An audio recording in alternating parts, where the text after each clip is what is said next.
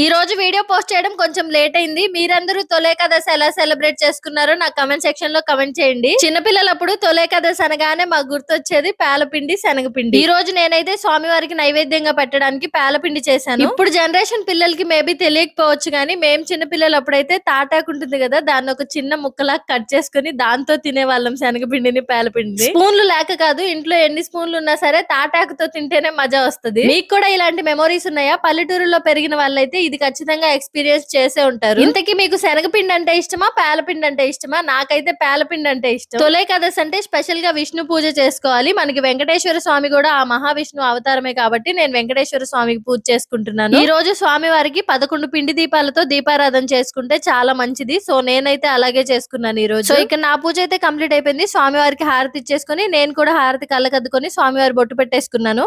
అందరికీ తొలి ఏకాదశి శుభాకాంక్షలు అండి. ఓం నమో వెంకటేశాయ.